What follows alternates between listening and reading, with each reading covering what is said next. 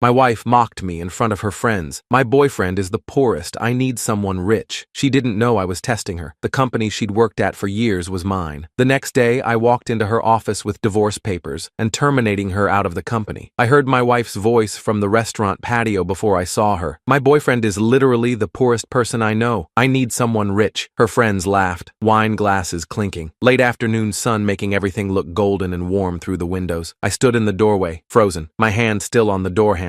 We'd been married 2 years, together for 4 before that. She thought I was a freelance consultant, struggling, barely making rent on our modest one-bedroom apartment, living paycheck to paycheck. The truth? I owned the company she worked for, TechCore Solutions, $50 million in annual revenue, 200 employees, 3 office locations. She had no idea. I'd kept it secret deliberately from the day we met. Wanted to know if she loved me, just me, not my money, not my success, not what I could give her. Now I had my answer. "Sarah, you're terrible," one of her friends said through laughter. "That's so mean." "I'm serious," my wife continued, voice clear, no hesitation. "He can't even afford a nice dinner out. I always have to pay. It's embarrassing. My friends ask where we go and I have to lie because we literally eat at food trucks. Then why stay with him? Because he's sweet and temporary. I'm keeping my options open. There's this guy at work, Marcus from sales. He drives a Porsche. Asked me to lunch twice this week." More laughter, more wine being poured. My chest felt tight, hands clenched into fists, throat closing up. I turned around, walked out before they could see me, back through the restaurant, past the hostess stand, out into the parking lot. She never saw me. I drove home in silence, radio off, mind blank, numb, sat in our apartment, the one I secretly owned the entire building to. Bought it 3 years ago as an investment property. Never told her. Everything looked different now, smaller, false, like a stage set. The photos on the wall, our wedding picture, her in white, me in my suit, both of us smiling, me believing it meant something real. The couch we'd picked out together at IKEA. "We can't afford anything expensive," she'd said. I'd agreed, pretended to check my bank account balance. The TV I'd bought on credit that was actually paid in full, all of it a lie. A test she'd just failed. I pulled out my phone, opened the company directory, the secure employee database, Sarah Chen, marketing manager. Employee ID, 2847, hired 3 years ago. Annual salary, $78,000. Before we got married, she'd celebrated getting that job. Called me crying, happy tears, said it was her dream company, amazing benefits, great culture. She'd worked so hard for it. I'd smiled, congratulated her, taken her to dinner at a cheap Italian place to celebrate. Never told her I'd personally approved her hire. Never told her I'd reviewed her resume, read her cover letter, made the final decision. I scrolled down to Marcus Williams, senior sales executive, Porsche guy. Annual salary, $125,000 plus commission. Then I made 3 phone calls. First, to my lawyer, personal attorney, had his cell number. "David, it's Daniel. I need divorce papers, immediately." "What happened?" "I'll explain later." "Can you have them ready by tomorrow morning?" "That fast?" "Yes." "Okay, I'll draft them tonight." Second call, to HR, Director of Human Resources, Linda Chen, no relation to Sarah. "Linda, Daniel Morrison, I need you to prepare termination documents for employee 2847. Sarah Chen, marketing, effective immediately." Silence. Then, "Sir, can I ask why?" "Performance issues. I'll provide documentation. Have security ready tomorrow at 10. Understood." Third call, to my executive assistant, Margaret, been with me for 5 years. "Margaret, clear my schedule tomorrow morning. Cancel everything. I'm coming to the office, in person." "You're coming in? You never come in on Wednesdays." "I am tomorrow. Conference room B, 10 o'clock. I'll need privacy." "Of course. Is everything all right?" "It will be." That night, Sarah came home late, around 9, smelled like wine and expensive perfume. "Hey babe," she kissed my cheek. Quick, perfunctory. "Sorry I'm late. Girls' night ran long. You know how it is." "How was it?" "Good. Just venting about work stuff mostly. Boring office drama." She kicked off her heels. Expensive ones. Louboutins she'd bought with her own money but complained about affording. I nodded. "Yeah, I know." She went to shower, changed into pajamas, came to bed. I stayed up, sat at the kitchen table, signed the divorce papers David emailed, reviewed the termination documents Linda sent, performance reviews, documentation of issues that didn't really exist but looked official enough. Everything ready, everything in place. Morning came. Sarah left for work at 8 sharp. She was always punctual. "Have a good day," she called out, grabbing her purse, her laptop bag, coffee in a travel mug. "You too." The door closed. I waited an hour, made coffee, sat in silence, thinking, making sure I wanted to do this. I did. I got dressed. Not my usual jeans and t-shirt, not the struggling consultant outfit, custom suit, Tom Ford, Italian wool, charcoal gray, $3,000, tailored perfectly. Watch Dad gave me when I started the company. Rolex Submariner, $40,000. Shoes I'd bought in London 2 years ago, never worn around Sarah. John Lobb, $2,000. Belt, Hermes, $600. I looked in the mirror, different person, not the poor boyfriend, not the struggling consultant, the real me, the CEO, the owner, the man with money. I arrived at TechCore headquarters at 9:45, 15 minutes early, parked in my reserved spot, front row, the one with the sign, CEO, D. Morrison, reserved. Sarah's car was 4 rows over, white Honda Accord. She'd complained about wanting to upgrade but not being able to afford it. I walked through the lobby, glass and steel, modern, expensive. I'd designed it myself when we built this location. The receptionist stood immediately. Mr. Morrison, we weren't expecting you today. Surprise visit, Janet. How's your son doing? Good. Thank you for asking. Started college last month. Excellent. Send my regards. The elevator took me to the 5th floor. Marketing department. Sarah's floor. I could see her desk through the glass walls. She was laughing with someone. Marcus, the Porsche guy, leaning on her desk, coffee in hand, both of them smiling. My assistant Margaret met me at the elevator. Sir, everything's prepared. Conference room B as requested. Security is standing by. Thank you. Please have security escort Ms. Sarah Chen to the conference room and Mr. Marcus Williams. Her eyebrows went up. Both of them? Both of them. Separately, if possible. Sarah first. Right away, I walked to conference room B corner office. Glass walls, leather chairs,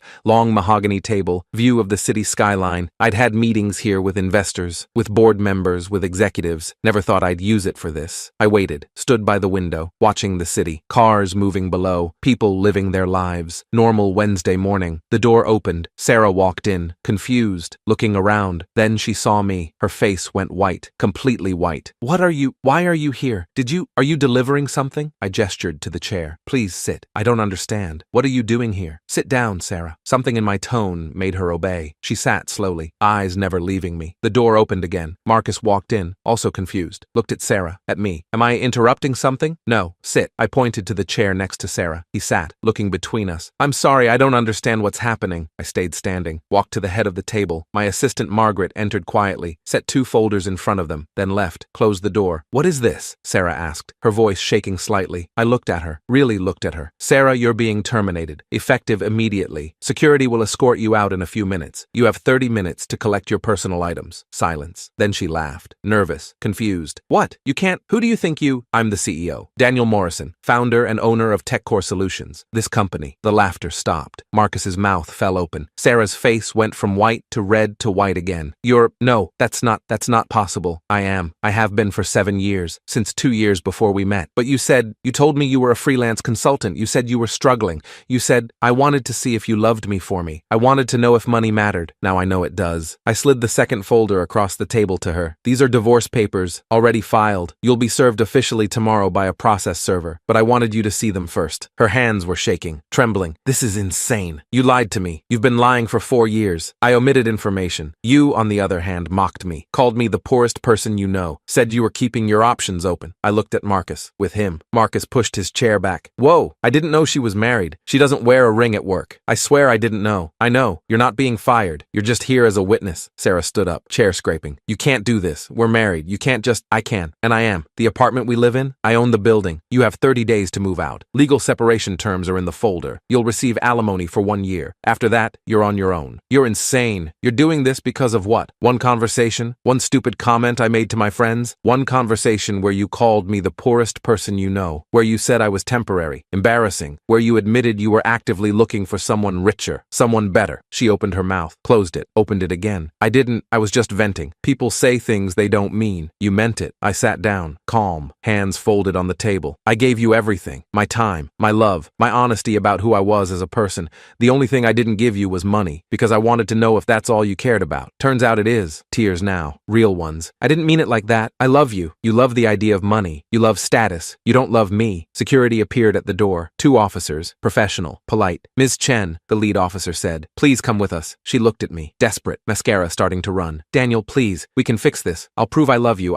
We can't fix this. You loved the idea of what money could give you more than you loved me. Now you'll have neither the money nor me. Security waited patiently. She grabbed the folders with shaking hands, stood up, walked to the door, stopped, turned back. I did love you. I do love you. No, you loved who you thought I'd become. Someone rich, someone successful. Turns out I already was. You just didn't know how to see it. She left, security following behind her. Marcus stood quickly. Sir, I should go. I'm really sorry. I had no idea. You can go. You're not in trouble. But Marcus? Yes, sir? The Porsche? Lease it or own it? Lease. Thought so. You can go. He practically ran out. I sat alone in the conference room, watched through the glass walls as security escorted Sarah through the marketing department. Everyone watching, whispering, phones out, filming probably. Her desk was visible from here. They stopped there, handed her a cardboard box for her things. She looked up, saw me through the glass, watching her. I didn't look away, didn't flinch. She started packing. Photos of us, coffee mug, the succulent plant I'd bought her for her birthday. She'd said it was the only thing I'd ever bought her that she actually liked. 15 minutes later, she was walking toward the elevator, box in her arms, eyes red, mascara smeared. People parted for her. No one spoke. No one said goodbye. The elevator doors opened. She stepped inside, turned around, looked at me one more time through all the glass walls between us. I raised my hand, not a wave, just acknowledgement. I see you. This is really happening. Then the elevator doors closed. She was gone.